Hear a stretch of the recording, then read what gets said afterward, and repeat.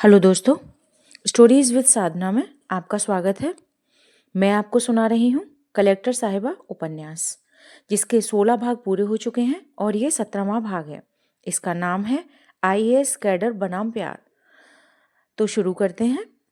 मैं और एंजल दिल्ली के एक ओपन सी फेसिंग रेस्टोरेंट में डिनर के लिए गए जब वह पूर्वोत्तर के लिए एक राज्य से असिस्टेंट कलेक्टर के प्रशिक्षण के दौरान 2 दिन की छुट्टी लेकर जयपुर आई थी। एंजल गुवाहाटी से वापस लौटी तो सीधे मुझसे मिलने आ गई। उन्होंने अपनी मम्मा को कह दिया कि वह अपने सहेली के यहाँ रुकी हुई हैं। वहां से दिल्ली महानगर का दृश्य बहुत ही शानदार दिख रहा था। उस दिन एंजल ने लाइट येलो कलर की बंगाल की सूती कलात्मक साड़ी पहनी थी। एंजल के माथे पर टंकी बिंदी बहुत शानदार लग रही थी। उनके होठों पर हल्की गुलाबी पल्लवी लिपस्टिक लगाई हुई थी। मैं और एंजल का एक साथ पाकर बेहद ही खुश था। मैं आज उससे ठीक 4 महीने बाद मिल रहा था। कोरोना की लहर और सख्त लॉकडाउन के कारण हम दोनों इस बीच मिल नहीं पाए थे। मैंने मेन्यू देखते हुए कहा, क्या ऑर्डर करना है? पनीर बटर मसाला और दाल मखनी। आपको क्या पसंद है? और मैं कर्ड राइस और मीठे में रवा केसरी ऐड कर देता हूँ। मैंने रूमानी अंदाज में एंजल से कहा। तुम्हारा नाम उतना ही मनमोहक है जितनी कि तुम हो। मैं सोच रहा था, पता नहीं मोहब्बत क्या होती है। शायद तुम मिले और जिंदगी ही मोहब्बत बन गई। उन्होंने मेरी बात पर ध्यान न देते हुए पूछा, तुम्हें तैयारी के दौरान कॉफी हाउस के दिन याद हैं जब हम लोग शाम को मिलकर कटिंग चाय पिया करते थे नॉर्थ कैंपस में? तब तक वेटर हमारा ऑर्डर ले आया था और हम खाने में व्यस्त हो गए। पता है गिरीश, तुम लाइब्रेरी में ऐसी सीट पर बैठते थे जहां से मैं सीधी तुम्हें दिख सकूं। हम दोनों की नजरें कई बार किताबों से हटकर एक दूसरे पर टिक जाती थीं। वह दिन भी क्या दिन थे, कितने खूबसूरत, कितने प्यारे। और आज की शाम भी कितनी मज़ेदार है कि मैं एक भावी कलेक्टर साहिबा के साथ रोमांटिक डिनर डेट पर हूँ। और मैं इस वक्त एक ऐसे उपन्यासकार के साथ डिनर कर रही हूँ जो अपनी प्रेमिका पर एक उपन्यास लिख रहे हैं। और आपने ये आईएएस आईएएस क्या रट लगा रखी है? आईएएस की तैयारी करने वाले सब आईएएस नहीं बनते। कुछ आईएएस से भी 5 गुना बेहतर बनते हैं। राजनाथ सिंह आईपीएस ऑफिसर नहीं बन पाए तो देश के सभी 4000 आईपीएस ऑफिसर के हेड यानी देश के गृह मंत्री बन गए। Doctor APJ Abdul Kalam pilot नहीं बन पाए तो एयरफोर्स के सभी पायलटों के हेड यानी राष्ट्रपति बन गए। जो हमें मंजूर होता है उससे ज़्यादा बढ़िया भगवान को मंजूर होता है। मेरी भगवान से यही दुआ है कि तुम जो लिख रहे हो वो कमाल का हो और पाठकों को बहुत पसंद आए। थोड़ी खामोशी के बाद एंजल ने कहा, मेरी कुछ सहेलियां कह रही हैं कि किसी हिंदी पट्टी के राज्य वाले आईएएस लड़के से शादी कर ले तो हिंदी पट्टी में कैडर मिल जाएगा। एंजल ने कहा, तुम्हारा अंतर्मन क्या कहता है? मेरा तो दिल यह नहीं कह रहा। गिरीश, तुम्हें याद है एक दिन तुमने मेरे रजिस्टर पर आई लव यू लिख दिया था? एंजल हल्की सी मुस्कान के साथ पुराने दिनों को याद करके खो सी गई। समय का प्रवाह किसी के थोड़े ही रुकता है। समय भी पंख लगाकर उड़ ही गया। मैंने कहा, हम अक्सर लाइब्रेरी से बाहर मिलते। अधिकतर बातें सिविल सर्विसेज की या तैयारी से संबोधित होती थीं और हम डिस्कशन किया करते थे। मेरा एक छिछोरा मित्र कह रहा था कि इस बार भरी जवानी में सूखा सावन नहीं होना चाहिए। जो दिल में है वह बोल दे, जो होठों पर आ रहे हैं वो कह दे। इतना कहने के साथ ही मेरे दिल की धड़कनें तेज हो गईं। क्या बताना चाहते हो, बोलो, एंजल ने धीर गंभीर होते हुए कहा। तू अगर हाँ कहे तो दिल का एहसास बता दूं। तू अगर हाँ कहे तो नैनों में एक ख्वाब सजा दूं। तू अगर हाँ कहे तो खुशियों की सौगात दिला दूं। तू अगर हाँ कहे तो थार में ताज बना दूं। तू अगर हाँ कहे तो मरु में चमन खिला दूं। तू अगर हाँ कहे तो उम्र भर की मोहब्बत तेरे नाम कर दूं। तू अगर हाँ कहे तो दोस्ती को नया नाम दे दूं। तू अगर हाँ कहे तो दिल में पेस मेकर वाली जगह दे दूं। तू अगर हाँ कहे तो तेरे ऊपर सैकड़ों शायरियों की किताब बिछा दूं। तू अगर हाँ कह दे मोहब्बत की तालीम खातिर पाठशाला चला दूं। तू अगर हाँ कह दे तो हम राही तुझे हम सफ़र बना दूँ, अग्नि के फेरों तक पहुँचा दूँ। वाह, यह तुमने लिखा है? चलेगा मुकद्दमा आसमान में सब आशिकों पर, जिसे देखो अपने महबूब को चाँद जो बताता है, एंजल ने कहा। तभी मेरा फ़ोन वाइब्रेट होने लगा। अच्छा, तुम कुछ कविता की लाइनें कह रहे थे, उन्हें पूरा करो, एंजल ने कहा।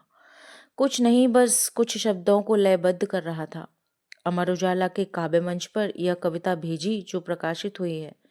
मैंने एक ही सांस में एंजल को पूरी कविता कह डाली। एक शेर याद आ रहा है, एंजल बोली। हाँ कहो। इरशाद इरशाद, मैंने उत्साह बढ़ाया। इश्क पर जोर नहीं है ये वो आतिश गालिब, जो लगाए न लगे और बुझाए न बने। क्या बात है, क्या बात है, मैंने ताली बजाते हुए कहा। सुनो ना, गिर गए ना मेरी दिल की सरकार, हो सके तो मुझसे गठबंधन कर लो। अच्छा, गठबंधन वाली सरकार बनाना चाहते हो? सरकार बननी चाहिए, चाहे गठबंधन की हो या सिंगल पार्टी की। दुनिया के लिए आप एक व्यक्ति हो सकते हैं, लेकिन एक व्यक्ति के लिए आप पूरी दुनिया हैं।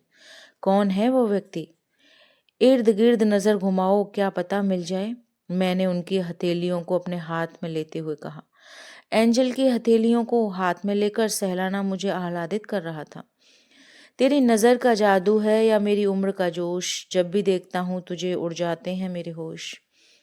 दिल्ली में सुबह बूंदाबांदी हो रही थी। बूंदों का गिरना मेरे मन की भीतरी तहों को भी भिगो रहा था। उनको वापस गुवाहाटी जाना था, तो एयरपोर्ट तक छोड़ने मैं उनके साथ गया। दिल्ली से गुवाहाटी तक का फ्लाइट में सफ़र तय करने के बाद जब वह घर पहुंची तो थकान उनके पूरे बदन पर पसरी हुई थी। फ्रेश होकर वह बाजार में टहलने निकल गई। ठंडे पवन में मंद झोंकों से उसे राहत मिलने लगी। आप यहाँ आ जाओ तो अच्छा रहेगा, एंजल ने टेक्स्ट किया। कौन कहता है घनश्याम आते नहीं, राधा की तरह तुम बुलाते नहीं, मैंने जवाब दिया। ये कातिलाना मौसम, उफ ये जालिम हवाएं और ये बारिश का समा, काश आज कोई जादू हो जाए और दीदारे महबूब हो जाए, एंजल ने लिखा। इश्क में होने और नशे में होने से एक बात कॉमन है, आप जो करते हैं उस पर आपका कंट्रोल नहीं रहता। ठीक है, देखता हूँ, टाइम मिलने पर फ्लाइट पकड़ लूँगा। उसी दिन एंजल को कॉल करके एक लड़की ने पूछा कि यूपीएससी में सेलेक्ट होने के लिए मोटिवेशन कहाँ से ग्रहण करें। एंजल ने व्यापक तरीके से समझाने के लिए कोशिश करते हुए कहा, यूपीएससी में सेलेक्ट होने के लिए मोटिवेशन होना बहुत ज़रूरी है। क्या इस मोटिवेशन के वही मायने हैं जिसे आप फॉलो कर रहे हैं? यूपीएससी एस्पिरेंट्स के लिए मोटिवेशन का अर्थ थोड़ा बहुत अलग हो सकता है, पर आईएएस लिखा पोस्टर लगाने से, फेसबुक, इंस्टा, व्हाट्सएप में सेलेक्टेड अभ्यर्थियों की फ़ोटो देखने से बस क्षणिक आनंद और थोड़ी देर का स्पार्क मिलता है। ये मोटिवेशन नहीं है, यह उत्तेजना है, यह थोड़ी देर का रोमांच है। ऐसे एक क्षणिक मोटिवेशन से आप आईएएस नहीं सिलेक्ट होंगे। फेसबुक और टेलीग्राम में ऐसी दुकानों की बाढ़ है जहां सेलेक्टेड अभ्यर्थियों के इंस्टा, फेसबुक से चोरी की गई व्यक्तिगत फोटो डालकर आपको मोटिवेट किया जाता है। उनसे आप मोटिवेट नहीं होते, उससे बस आप रोमानियत और फैंटेसी का आनंद लेते हैं। सबसे बड़ा मोटिवेशन होता है सेल्फ मोटिवेशन। जी हाँ, सुनने समझने में कठिन है पर सच यही है। इसीलिए तो लाखों में कुछ का ही सिलेक्शन होता है, जबकि डिजाइनिंग तो हजारों है, डिजर्विंग तो हजारों हैं।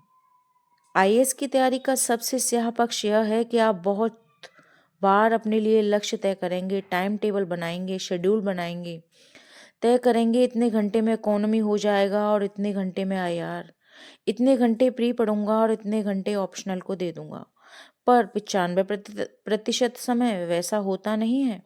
इसका बड़ा कारण है कि आप में दृढ़ता नहीं है, और यह सिर्फ आपकी व्यक्तिगत समस्या नहीं है, यह एक सामाजिक समस्या है। इसीलिए तो असफलताओं की बाढ़ है और असफलताओं की बूंदें। 1-2% लोग ही होते हैं जो अपने आप को अंदर से इतना मजबूत बनाकर और स्वयं को इतना बांध कर रखते हैं कि वे अपने बनाए लक्ष्यों पर तय की गई समय सीमा पर लकीर की तरह चल पाएं। आप लक्ष्य छोटे निर्धारित करिए, लेकिन उन पर दृढ़ता रखिए।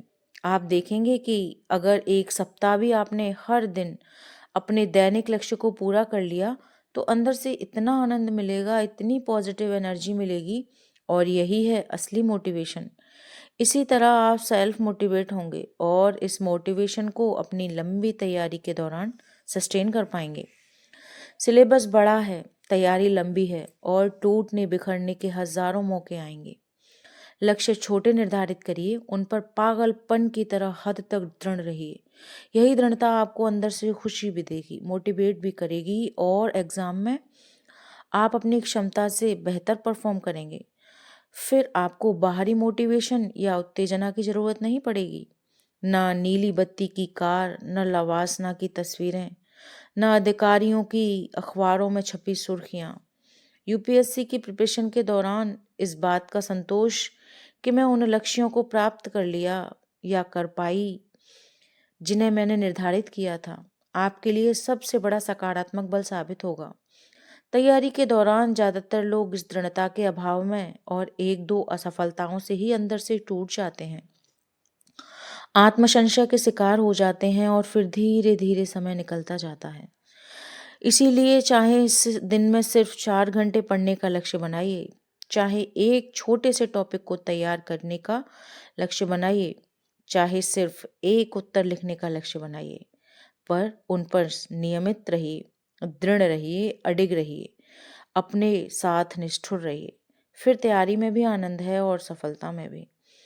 सिविल सेवा किसके लिए कितनी आसान है, इस पर कुछ बताइए मैम, कंफ्यूजन रहता है। उस लड़की ने एंजल के सामने एक और प्रश्न दाग दिया। कुछ चीजें हैं जिससे यह परीक्षा आसान हो जाती है।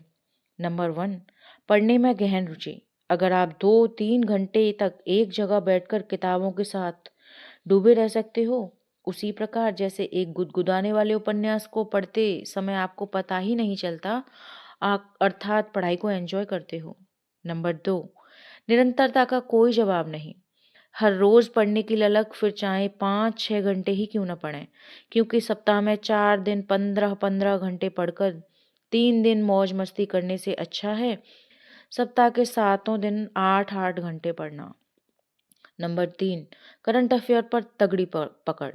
सिविल सेवा की तैयारी 70% डेली न्यूज़पेपर से होती है, इसीलिए खुद को हर दिन देश दुनिया की खबरों व घटनाओं के प्रति सजग रहना होगा।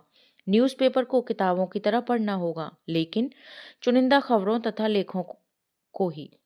नंबर 4, तैयारी के शुरुआती 4 महीनों में हर रोज आधा घंटा सिविल सेवा के सिलेबस को समझने में लगाइए। उसके पश्चात अगले 4 महीने रोज आधा घंटा आईएएस के पुराने पेपरों को समझने में लगाइए। याद रखिए, अगर आपने सिलेबस तथा पुराने पेपरों को नहीं समझा तो आपने यूपीएससी के बारे में कुछ भी नहीं समझा, क्योंकि यही आपकी गीता है, यही आपकी कुरान है। नंबर 5, कक्षा 6 से 12वीं तक की एनसीईआरटी किताबों को का खुद को विशेषज्ञ बना लीजिए।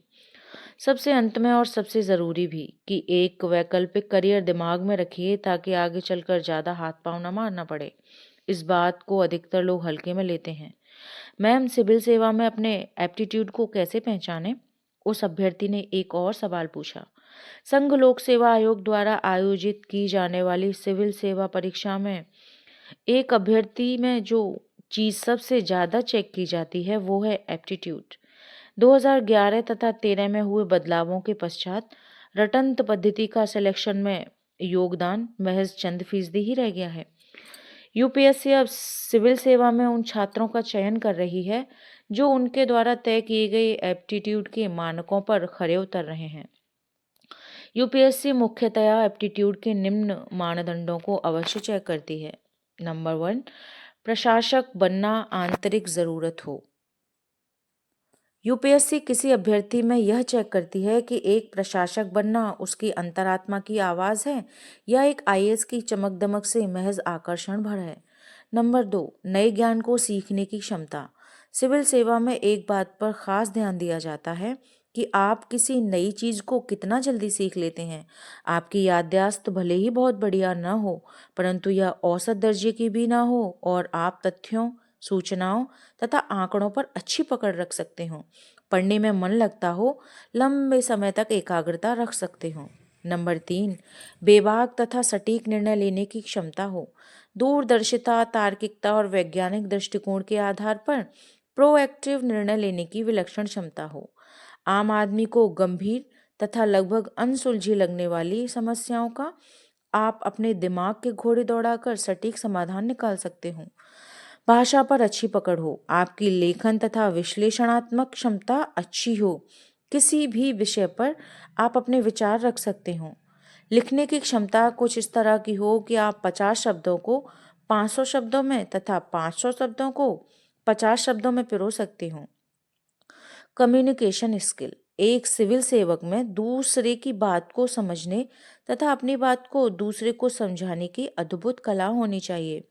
सड़क पर चलते किसी कम पढ़े लिखे व्यक्ति को भी अल नीनो का भारतीय मानसून पर प्रभाव तथा डॉलर मुकाबले मजबूत होते रुपए से भारतीय अर्थव्यवस्था पर पड़ने वाले प्रभाव को सरल शब्दों में आसानी से समझा सकते हो। एप्टीट्यूड एप्टीट्यूड जन्मजात होता है, हालांकि अगर आपके एप्टीट्यूड पर धूल जमी हो तो आप अपनी बौद्धिक क्षमता का परिचय देकर उस धूल को हटा सकते हैं तथा एप्टीट्यूड को दिन रात निखार कर सिविल सेवा में सफलता पा सकते हैं, एंजल ने कहा। सिविल सेवा में सफलता के लिए बाजार के नोट्स कितने भरोसेमंद हैं? एक सवाल और आया। बाजार में सिविल सेवा परीक्षा के लिए दर्जनों कोचिंग के नोट्स उपलब्ध हैं, लेकिन अधिकतर नोट्स स्तरहीन तथा सतही ज्ञान वाले हैं। एक दो कोचिंग्स को छोड़ दिया जाए तो बाकी कोचिंग्स वाले नोट्स के नाम पर अभ्यर्थियों के भविष्य के साथ खिलवाड़ कर रहे हैं। बिना पर्याप्त जांच पड़ताल के किसी भी कोचिंग के नोट्स, पत्राचार, पाठ्यक्रम लेने से बचें। सबसे बढ़िया यह होगा कि आप स्वयं अपने नोट्स तैयार करें, जिससे आपको इस बात की संतुष्टि रहेगी कि मैंने सभी पक्षों को ध्यान में रखते हुए मानक पुस्तकों से इस नोट्स को तैयार कर लिया है तथा आप पूरे विश्वास के दिल लगाकर पढ़ सकोगे तथा सफलता की सीढ़ियों पर भरोसे के साथ चढ़ सकोगे। दोस्तों, ये भाग यहीं पर ख़त्म होता है। आपको अच्छा लगा तो चैनल को सब्सक्राइब करें और लाइक करें। धन्यवाद।